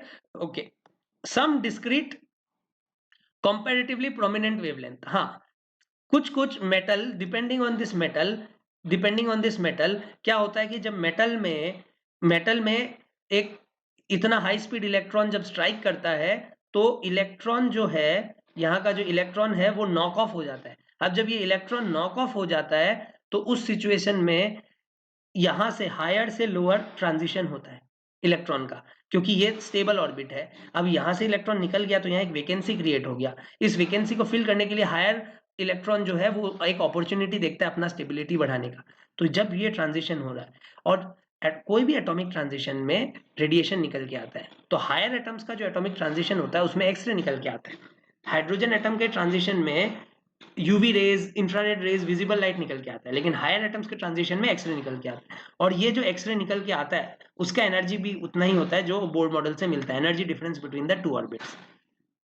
अब ये जो energy difference between the two orbits होता है, ये कैरेक्टरिस्टिक होता है किसका? ये कैरेक्टरिस्टिक होता है एक्सरे, मतलब ये कैरेक्टरिस्टिक होता है एक मेटल का। ठीक है, तो अगर ये एक मेटल का कैरेक्टरिस्टिक है तो इसका मतलब है कि कुछ particular wavelength depending on metal extra निकलता है। ठीक है, तो वो ग्राफ में ऐसे दिखाते हैं हम लोग। तो ये तो हो गया कंटिन्यूअस एक्सरे, और ग्राफ में हम लोग ऐसे दिखाएंगे कि कुछ पर्टिकुलर वेवलेंथ जो है वो एक्स्ट्रा निकल के आता है, और इसको हम लोग बोलते हैं कैरेक्टरिस्टिक वेवलेंथ। ठीक है, तो some discrete comparatively prominent wavelength ये अलग से निकल के आता है। फिर uniform density over the whole spectrum, ये डेफिनेटली गलत है, क्योंकि यहाँ पे इस ग्राफ से मैं दिखा रहा हूं कि इंटेंसिटी वर्सेस वेवलेंथ का ये ग्राफ है। हर वेवलेंथ का अलग अलग इंटेंसिटी निकल रहा है, हर वेवलेंथ का सेम इंटेंसिटी नहीं है, तो इसका मतलब यूनिफॉर्म डेंसिटी नहीं होता है स्पेक्ट्रम में। तो आंसर होगा ए, बी और सी। In this question, it is given that in a Coolidge tube experiment, the minimum wavelength of the continuous X-ray spectrum is equal to 66.3 picometer. तो minimum wavelength जो है वो दिया हुआ है 66.3 पिकोमीटर। ठीक है, तो इसका मतलब यहां से हम लोग को निकालना एक्सेलरेटिंग वोल्टेज। तो एक्सेलरेटिंग वोल्टेज निकालने के लिए हमें पता है कि E जो होता है वो hc बाय लैम्डा होता है। ठीक है, तो यहां से लैम्डा जो आ जाएगा वो आ जाएगा hc बाय ई। ठीक है, तो अब लैम्डा का वैल्यू दिया हुआ है 66.3 इंटू 10⁻³ नैनोमीटर, और हमें hc का value in terms of nanometre पता है, तो इससे मेरे को E का वैल्यू मिल जाएगा 18.75 किलो इलेक्ट्रॉन वोल्ट। अब एक बार मेरे को E का वैल्यू मिल गया, उससे मेरे को क्या मिल जाएगा? वोल्टेज मिल जाएगा। तो वोल्टेज कितना होगा? 18.75 volt, kilo volt. So this has to be the accelerating voltage. Okay, अब दूसरा है डी ब्रॉगली वेवलेंथ पूछ रहा है। अब de Broglie wavelength of an electron is equal to √150 by accelerating voltage angstrom. Just इसको यहां जैसे ही पुट कर देंगे, लैम्डा का वैल्यू अप्रोक्सीमेटली 0.08 एंगस्ट्रॉम आ जाएगा। ठीक है, अब यहाँ पे हम लोग को दिख रहा है कि एक भी ऑप्शन मैच नहीं कर रहा है, तो आंसर सिर्फ और सिर्फ बी है। Okay, in this question it is given that the potential difference applied to an X-ray tube is increased as a result in the emitted radiation। तो अगर पोटेंशियल डिफरेंस को हम लोग बढ़ा देते हैं, तो पोटेंशियल डिफरेंस को अगर हम लोग बढ़ा देते हैं तो एनर्जी इलेक्ट्रॉन का बढ़ जाता है, और अगर एनर्जी बढ़ जाता है इलेक्ट्रॉन का तो एनर्जी एक्सरे का बढ़ जाता है, और अगर एक्सरे का एनर्जी बढ़ जाता है ऑन एन एवरेज तो वेवलेंथ घट जाता है। ठीक है, दैट मीन्स लैम्डा मीन जो है वो घट जाता है। ठीक है, तो लैम्डा मीन घट जाता है, तो आंसर एक तो डी हो गया। अब इंटेंसिटी क्या होता है? Intensity is total energy per unit area पर यूनिट टाइम। अब अगर एक एक फोटोन का एनर्जी बढ़ जाता है तो इंटेंसिटी भी क्या हो जाएगा? बढ़ जाएगा। ठीक है, so the intensity also increases and the minimum wavelength also decreases. तो आंसर हो जाएगा ए और डी। इस क्वेश्चन में हमें गिवन है the electron in a hydrogen atom makes a transition from n1 to n2 where n1 and n2 are the principal quantum numbers of two states. Assume the Bohr model to be valid. The time period of the electron in the initial state is 8 times the time period in the final state. अब हमें पता है कि time period जो होता है वो n cube के प्रोपोर्शनल होता है, तो बस t1 by t2 is equal to n1 cube by n2 cube, और द वैल्यूज यहाँ पे देखो क्या दिया हुआ है, the time period of electron in the initial orbit t1 is 8 times, तो मतलब t1 by t2 is 8, मतलब n1 by n2 is 2। इसका मतलब अगर n1 4 है तो n2 2 होगा, ये सही है। अगर n1 6 है तो n2 3 होगा, ये भी सही है। ठीक है, ये दोनों सही नहीं है क्योंकि यहाँ रेशियो अलग आ रहा है 2 से। Okay, so answer will be A and D. In this question, it is given that when a nucleus with atomic number Z and mass number A undergoes a radioactive decay process, तो हमारे पास एक nucleus है जिसका atomic number Z दिया हुआ है और mass number A दिया हुआ है।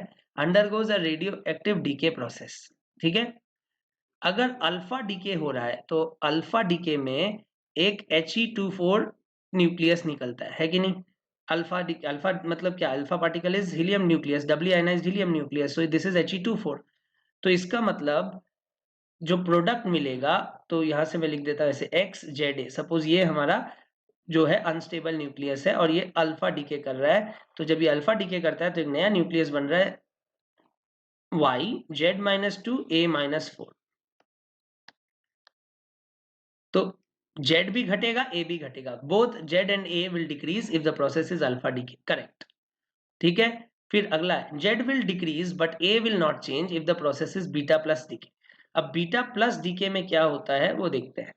तो अगेन XZ है और यहां से Y, अब यहां से बीटा प्लस पार्टिकल निकला है।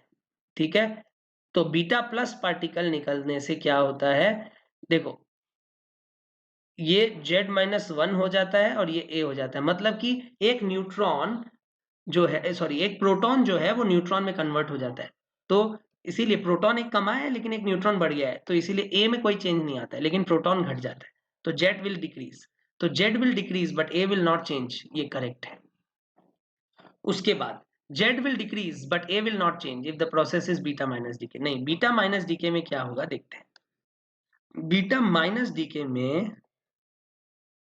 तो ये बीटा माइनस डीके है, यहाँ पे ये जो माइनस है तो यहाँ पे बैलेंस करने के लिए ये प्लस बनेगा, मतलब बीटा माइनस डीके में एक न्यूट्रॉन प्रोटॉन में कन्वर्ट हो जाता है, तो इसका मतलब कि प्रोटॉन बढ़ जाता है लेकिन न्यूट्रॉन और प्रोटॉन आपस में इंटरचेंज होके ए को तो सेम ही रखता है।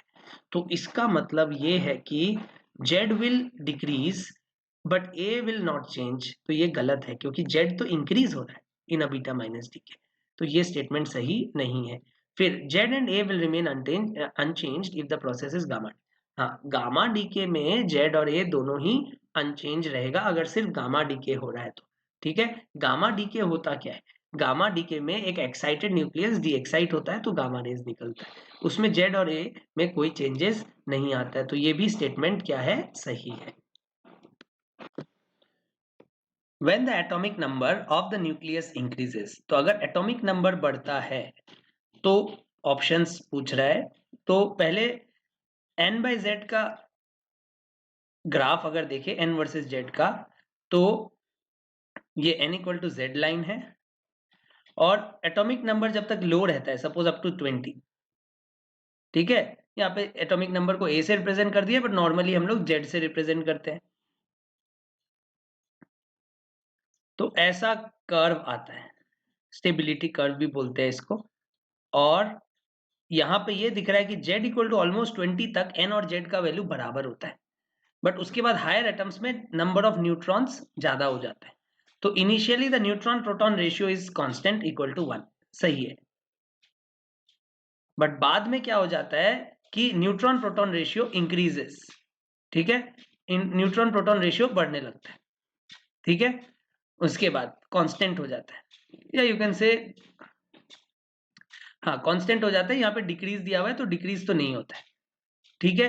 अब initially binding energy per nucleon increases and later decreases. अच्छा, बाइंडिंग एनर्जी पर न्यूक्लियन अगर बनाए versus binding energy per nucleon versus number of nucleon, तो ऐसा टाइप का ग्राफ होता है, पहले तो बढ़ता है और फिर ऐसे करके घटता है, ठीक है, बीच में कुछ कुछ एक्सेप्शन होता है लेकिन ऑन एन एवरेज ये ट्रेंड रहता है कि initially binding energy increases and then later decreases, तो ये स्टेटमेंट सही है, ठीक है।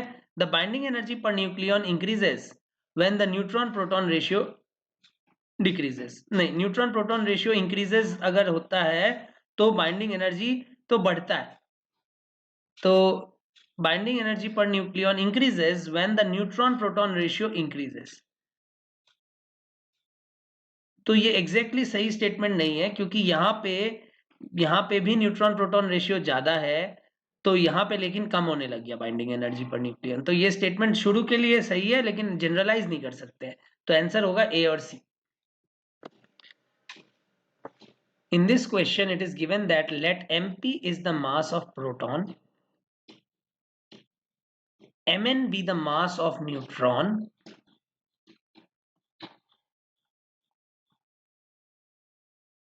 and mass of neon is M2 or M1, sorry.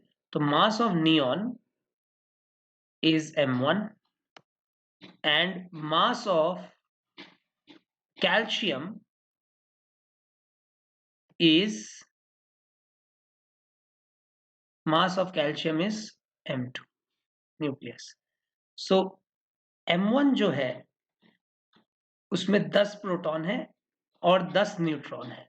तो M1 जो है वो 10 प्रोटॉन का मास और 10 न्यूट्रॉन का मास है. लेकिन तुमको पता है कि अगर ये जो न्यूक्लियॉन्स है, प्रोटॉन्स और न्यूट्रॉन्स, ये अगर न्यूक्लियस में बाइंड हो जाते हैं तो एनर्जी घट जाता है या मास घट जाता है. This is called mass defect, है ना.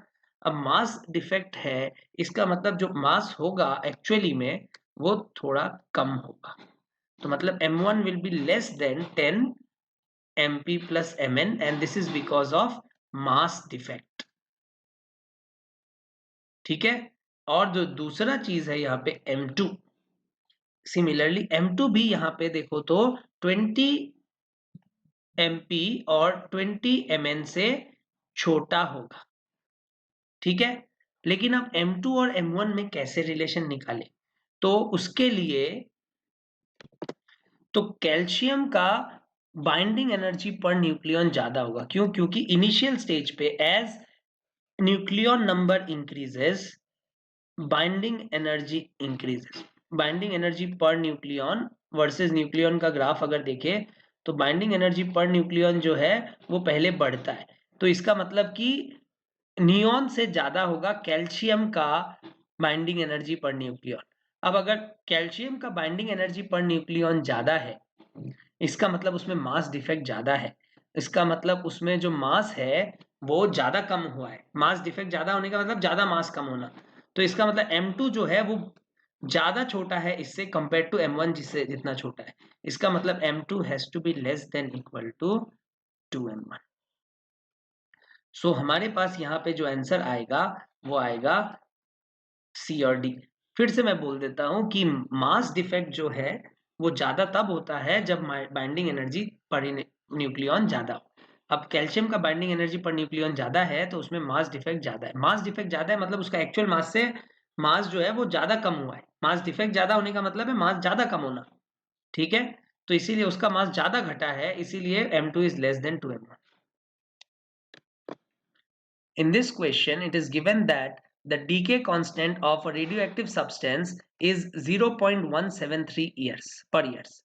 तो इसका मतलब हमें यहाँ पे लैम्डा का वैल्यू दे दिया है 0.173 per year. Therefore,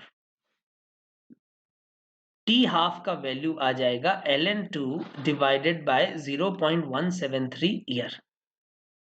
That is equal to 0.693 divided by 0.173, nearly equal to 4 years.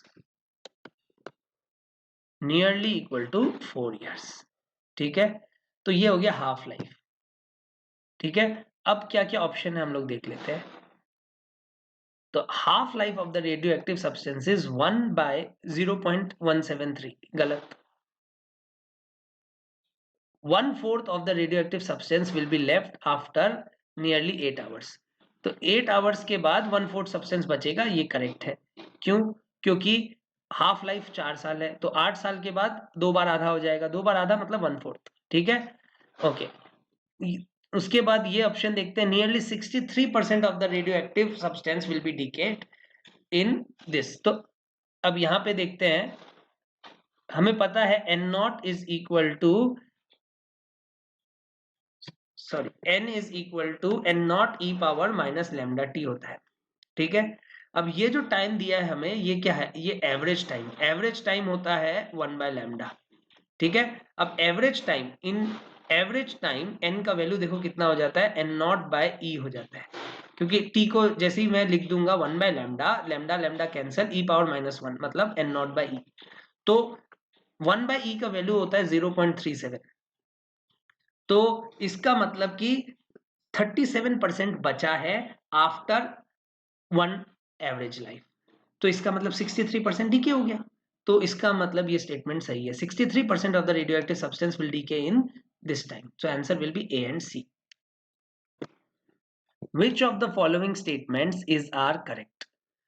Okay, first, the rest mass of a stable nucleus is less than the sum of rest masses of its separated nucleons.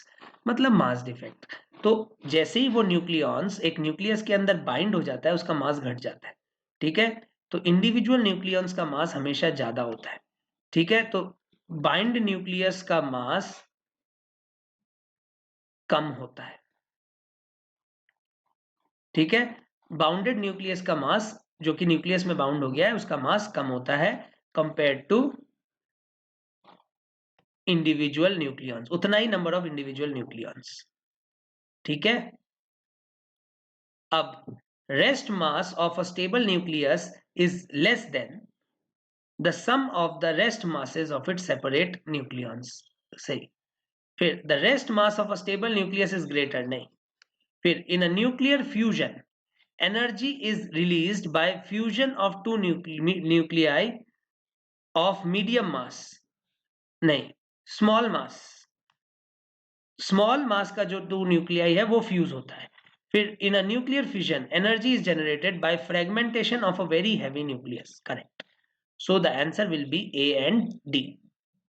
In this question, it is given that the graph shows the variation of potential energy phi of a proton with its distance r from a fixed nucleus or a fixed sodium nucleus which is placed at the origin, okay, as it approaches the nucleus. So the proton is approaching the nucleus, okay. Now if you remember, the force is given by minus du by dr, where here the potential energy is represented by phi, so हम लोग लिखेंगे d phi by dr.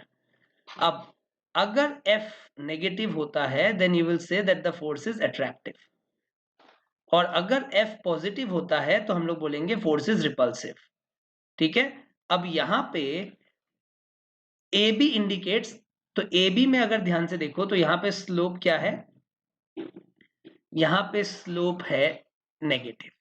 अगर slope negative है तो negative और negative मिलके positive मिल जाएगा, मतलब रिपल्सिव फोर्स है।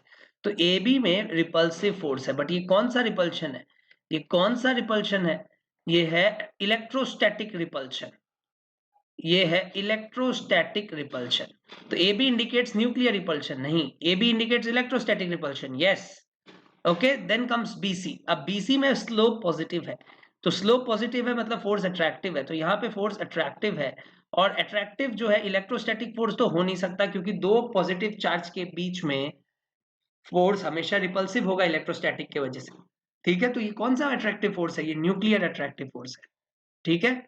तो ये न्यूक्लियर अट्रैक्टिव फोर्स है यहाँ पे, तो BC indicates nuclear attraction, electrostatic attraction नहीं हो सकता, ओके। इस क्वेश्चन में हमें गिवन है अ nitrogen nucleus N714 absorbs a neutron and transfer into a lithium nucleus. तो N714, ठीक है, ये हमारे पास नाइट्रोजन है और ये एक न्यूट्रॉन को एब्जॉर्ब कर रहा है। तो न्यूट्रॉन का चार्ज नंबर तो 0 होता है और यहां से बन रहा है Li37।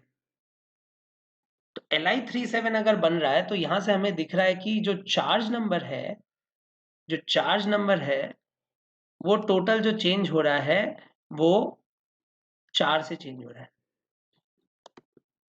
Change bye 4।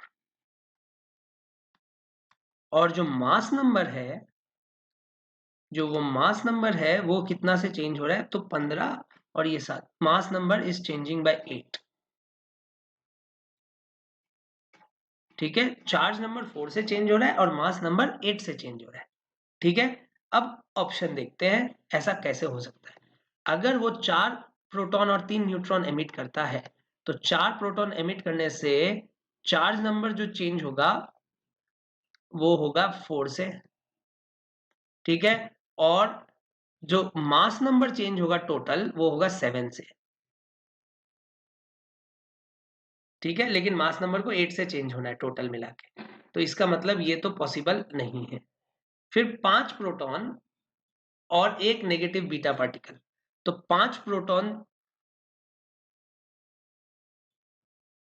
से हमारे पास चेंज आएगा, 5 प्रोटॉन से हमारे पास चेंज आएगा 5 का, और एक नेगेटिव बीटा पार्टिकल से 6 का। तो 5 प्रोटॉन से हमारे पास चार्ज नंबर में जो चेंज आएगा इस सिचुएशन में, सेकेंड केस में, तो चार्ज नंबर का जो चेंज आएगा वो 6 का आ जाएगा, और मास नंबर का जो चेंज आएगा वो 5 का आ जाएगा। ठीक है, तो ये भी पॉसिबल नहीं है। ठीक है, सॉरी, ये 4 हो जाएगा। चार्ज नंबर में चेंज 4 का आएगा, क्योंकि एक बीटा पार्टिकल एमिट होने से चार्ज नंबर बढ़ता है। ठीक है, तो ये पॉसिबल नहीं है, और बीटा पार्टिकल एमिशन से मास नंबर में कोई चेंज नहीं आता है। द नेक्स्ट ऑप्शन इज एक अल्फा पार्टिकल और 2 गामा पार्टिकल। अब एक अल्फा पार्टिकल है और गामा पार्टिकल से तो कभी भी कोई चेंज नहीं आता, ना चार्ज नंबर में ना मास नंबर पे। तो एक अल्फा पार्टिकल से चार्ज नंबर का चेंज आएगा 2 का, और मास नंबर का चेंज आएगा 4 का। तो ये तो अभी भी नहीं मिल रहा है। अगला ऑप्शन देखते हैं, एक अल्फा पार्टिकल। तो एक अल्फा पार्टिकल से चार्ज नंबर का चेंज आया 2 का, 4 प्रोटॉन से चार्ज नंबर का चेंज आ गया 6 का, और 2 beta particle, minus beta particle जो आया उससे चेंज आया -2 का। मतलब टोटल चार्ज नंबर इस केस में चेंज आया 2 का, सॉरी 4 का। टोटल चार्ज नंबर चेंज आया, यहां से 2, यहां से 4, 6, और यहां से -2, 4 का। ठीक है, अब मास नंबर का चेंज अगर देखें तो मास नंबर यहां से 4 का चेंज आ गया, यहां से 4 का चेंज आया, 8 का चेंज आया। इसका मतलब ये ऑप्शन तो हो सकता है।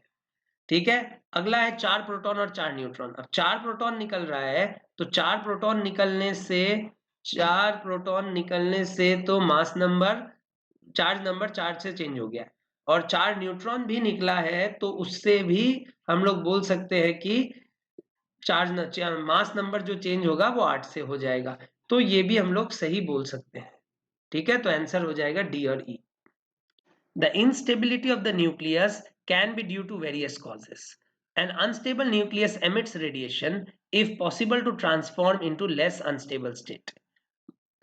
Then the cause and the result can be. Okay. तो बोल रहा है कि इंस्टेबिलिटी जो होता है एक न्यूक्लियस में वो किसी भी वजह से हो सकता है, और वो अनस्टेबल न्यूक्लियस स्टेबिलिटी को बढ़ाने के लिए क्या करता है, रेडिएशन एमिट करता है। ठीक है, to transform into a less unstable state.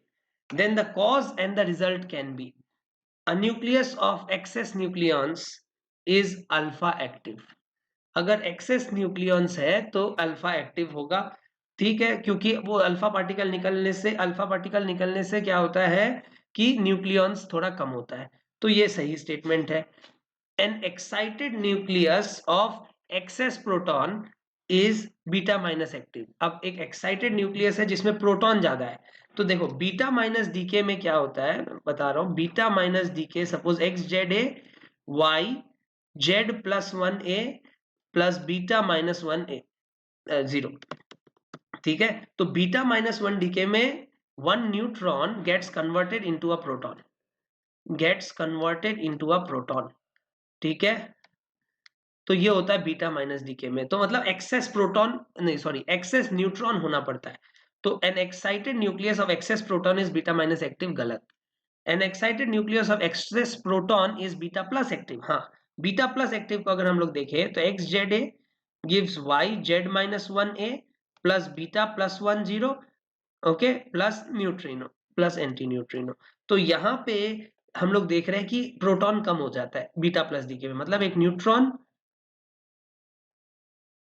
एक प्रोटॉन न्यूट्रॉन में कन्वर्ट हो जाता है। ठीक है, तो इसका मतलब कि प्रोटॉन एक्सेस है तो बीटा प्लस डीके दिखा रहा है, तो ये स्टेटमेंट सही है। उसके बाद nucleus of excess neutron is beta minus active. हाँ, एक्सेस न्यूट्रॉन है तो बीटा माइनस एक्टिव होगा।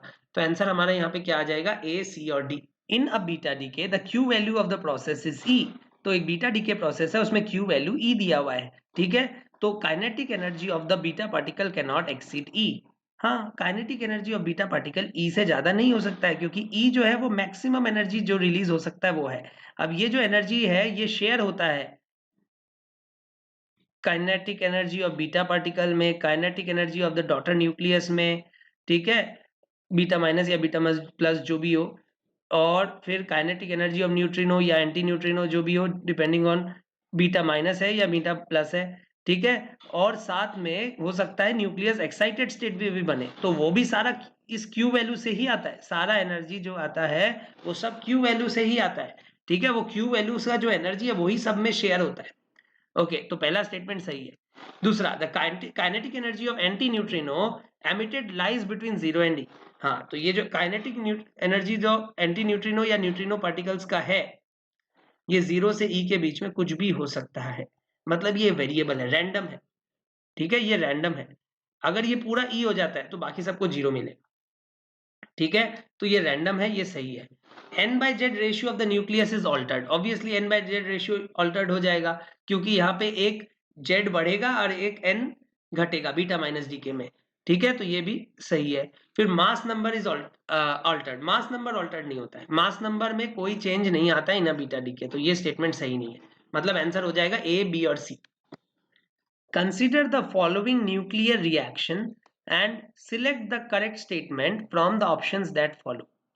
पहला रिएक्शन है, एक न्यूट्रॉन से प्रोटॉन बन रहा है और एक बीटा माइनस निकल रहा है और एक एंटी न्यूट्रिनो निकल रहा है, और दूसरा वाला प्रोटॉन से न्यूट्रॉन बन रहा है और एक बीटा प्लस निकल रहा है और एक न्यूट्रिनो मिल रहा है।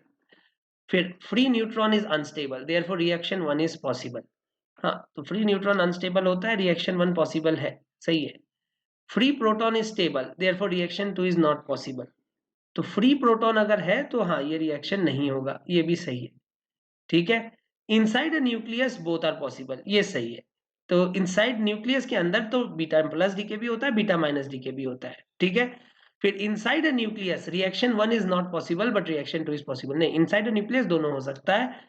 और फ्री न्यूट्रॉन अनस्टेबल होता है तो फर्स्ट रिएक्शन हो सकता है, फ्री प्रोटॉन स्टेबल होता है तो सेकंड रिएक्शन नहीं हो सकता है, ठीक है। तो ये तीनों स्टेटमेंट करेक्ट है, ठीक है। फिर से मैं बोल देता हूँ, फ्री न्यूट्रॉन जो है वो अनस्टेबल होता है, तो उसके वजह से वो फ्री न्यूट्रॉन भी न्यूट्रॉन से प्रोटॉन दे सकता है, लेकिन फ्री प्रोटॉन अनस्टेबल होता है तो वो प्रोटॉन से न्यूट्रॉन कन्वर्ट नहीं होता है, ठीक है। ऐसे भी इसमें मास नंबर बढ़ रहा है, इसमें मास नंबर बढ़ रहा है, इसका मतलब है कि ये रिएक्शन ऐसे भी डिफिकल्ट है, ठीक है, यहाँ पे एनर्जी खर्च होता है। न्यूक्लियस के अंदर दोनों रिएक्शन हो सकता है डिपेंडिंग ऑन क्या सिचुएशन है, बीटा प्लस डीके भी हो सकता है, बीटा माइनस डीके भी हो सकता है, ठीक है। Inside a nucleus reaction 1 is not possible, नहीं, ऐसा नहीं है, रिएक्शन 1 तो दोनों में मतलब न्यूक्लियस के अंदर कभी भी हो सकता है, ये रिएक्शन भी न्यूक्लियस के अंदर कभी भी हो सकता है, that will depend on the situation कि n/z रेशियो ज्यादा है या एक्सेस है, न्यूट्रॉन्स एक्सेस में है या प्रोटॉन्स एक्सेस में। अगर न्यूट्रॉन्स एक्सेस में होता है तो इसका मतलब होता है कि बीटा माइनस डीके होता है, और अगर प्रोटॉन्स एक्सेस में होता है तो बीटा प्लस डीके होता है, ठीक है। When the nucleus of an electrically neutral atom undergoes a radioactive decay process, it will remain neutral after the decay if the process is। So यहाँ पे XZA अगर पहले अल्फा डीके देखें तो YZ-2 A-4 प्लस He24, ठीक है। अब ये He24 जो है ये डबली आयनाइज्ड हीलियम है, तो ये एक आयनाइज्ड हीलियम है, ठीक है। तो ये आयनाइज्ड है तो ये भी आयनाइज्ड होगा, तो इसका मतलब यहाँ पे तो न्यूट्रल नहीं मिलेगा, ठीक है, तो ये अल्फा डीके हो गया। बीटा डीके में भी सेम ही है कि अगर एक बीटा माइनस पार्टिकल आ रहा है तो ऑब्वियसली ये न्यूट्रल नहीं रहेगा, ठीक है। सिमिलरली बीटा प्लस डीके में भी न्यूट्रल नहीं रहेगा, सिर्फ गामा डीके में गामा पार्टिकल्स जो होता है वो फोटॉन्स है, गामा पार्टिकल से there is no change in charge, okay. So you will say that gamma decay में जैसे एक्स स्टार से एक्स बन रहा है, तो एक्साइटेड न्यूक्लियस डी एक्साइट होता है तो गामा डीके होता है, तो यहां से गामा पार्टिकल निकलेगा, इसमें there is no change in the valency, तो यहां पे जो है न्यूट्रल एटम न्यूट्रल ही रहेगा, ठीक है। तो ये will say that the answer is gamma decay, ठीक है। In the following column 1 lists some physical quantities and the column 2 gives approx energy values associated with some of them। Choose the appropriate value of energy from column 2 for each of the physical quantities in column 1 and write the corresponding letter A, B, C, etc. against the number 1, 2, 3, etc. of the physical quantity in the answer book। In your answer, the sequence of column 1 should be maintained. Okay, तो यहाँ पे energy of thermal neutrons, तो energy of thermal neutrons जो है वो thermal neutrons का energy बहुत ही कम होता है, अप्रोक्सीमेटली 0.025 इलेक्ट्रॉन वोल्ट। तो पहले का आंसर ए होगा। एनर्जी ऑफ एक्स रेज, अब एक्स रेज का एनर्जी किलो इलेक्ट्रॉन वोल्ट में होता है, तो इसका एनर्जी जो होगा वो 10 किलो इलेक्ट्रॉन वोल्ट हो सकता है इनमें से, तो इसका आंसर ई होगा। फिर binding energy per nucleon, binding energy per nucleon जो होता है वो मेगा इलेक्ट्रॉन वोल्ट में होता है, और अप्रोक्सीमेटली ये मेगा इलेक्ट्रॉन वोल्ट का एक ऑप्शन है, तो ये एफ होगा। Photoelectric threshold of metal, तो photoelectric threshold of metal जो होता है वो अप्रोक्सीमेटली इसमें से 3 इलेक्ट्रॉन वोल्ट का होता है, तो ये वाला ऑप्शन बेस्ट फिटिंग ऑप्शन यहाँ पे सी होगा। तो 1 का ए, 2 का ई, 3 का एफ, 4 का सी। In this question, it is given that 630 milliwatt of light from a 500 nanometer source is incident on the surface of a metal. So यहाँ पे हमें given है कि पावर जो है लाइट का जो एमिट हो रहा है वो 663 मिलीवाट है, that is 663 into 10 raise to the power -3 watt, और वेवलेंथ दिया हुआ है 540 नैनोमीटर।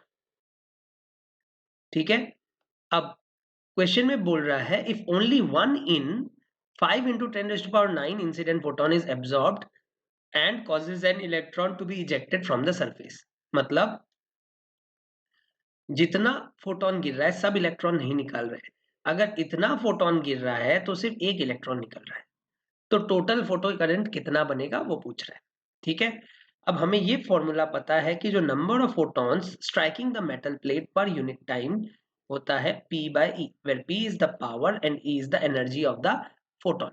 ठीक है, अब P जो है यहाँ पे क्वेश्चन में गिवन है 663 into 10 raised to the power -3 watt, और E जो है E is hc by lambda, right, E is hc by lambda। तो मैं इसको ऐसा यूनिट में लिखता हूँ क्योंकि पावर को मैंने ऐसा यूनिट में लिखा है, तो H का वैल्यू होता है 6.63 into 10 raised to the power -34 multiplied by C का वैल्यू होता है 3 into 10 raised to the power 8 divided by lambda, तो डिवाइड बाय लैम्डा ऊपर चले जाएगा न्यूमरेटर में, और लैम्डा 540 है तो 540 into 10 raise to the power -9, सब ऐसा यूनिट में मैंने लिख दिया। तो यहां से हम लोग को मिलेगा n/t is equal to 180 into 10 raise to the power 14। ठीक है, ये हो गया n/t। अब क्वेश्चन में बोल रहा है कि 5 into 10 raise to power 9 photon जो इंसिडेंट होता है उसमें से सिर्फ एक इलेक्ट्रॉन निकलता है, तो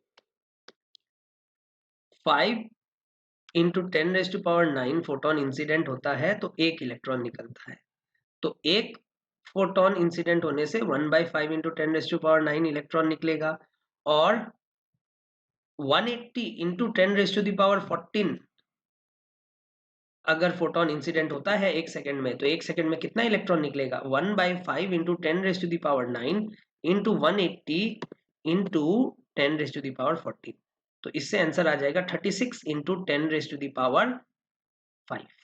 अब ये इलेक्ट्रॉन्स है, करंट पूछ रहा है, तो करंट कैसे निकालेंगे, तो current will be equal to number of photo electron per unit time multiplied by charge, तो ये n जो है स्मॉल n वो है नंबर ऑफ फोटो इलेक्ट्रॉन जो कि ये है, multiplied by charge of 1 electron, क्योंकि करंट क्या होता है कूलम पर सेकंड होता है, तो charge of 1 electron in coulomb is 1.6 into 10 raise to power -19। तो यहां से जब इस वैल्यू को इससे मल्टीप्लाई कर देंगे हमें मिलेगा 5.76 into 10 raise to the power -11 ampere.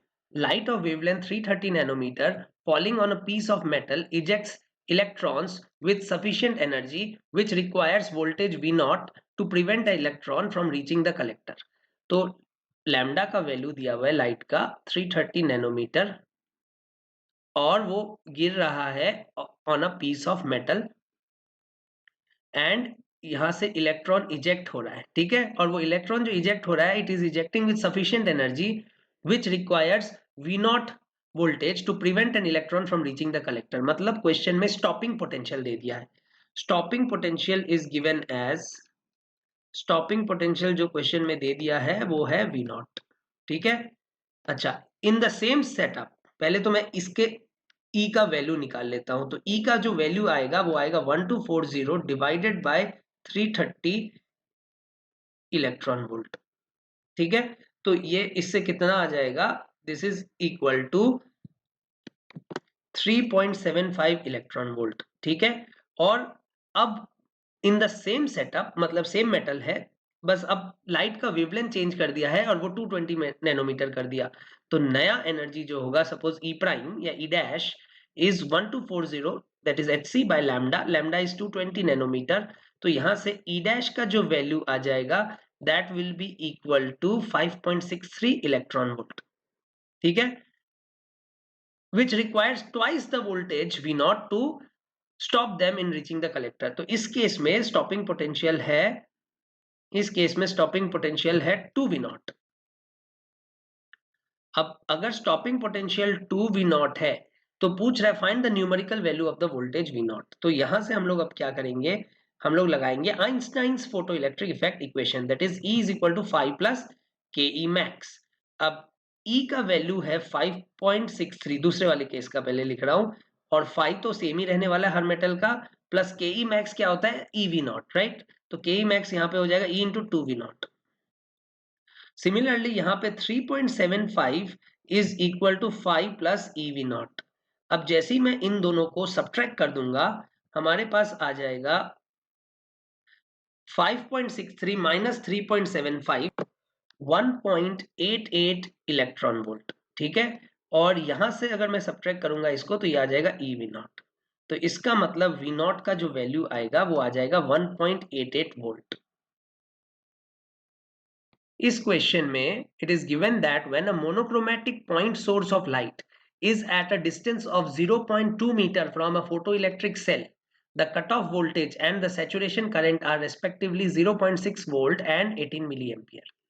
If the same source is placed at a distance 0.6 meter away from the photoelectric cell, then find. Okay, तो यहाँ पे एक monochromatic point source of light है जो कि एक फोटो सेल से 0.2 metre की दूरी पे रखा गया है।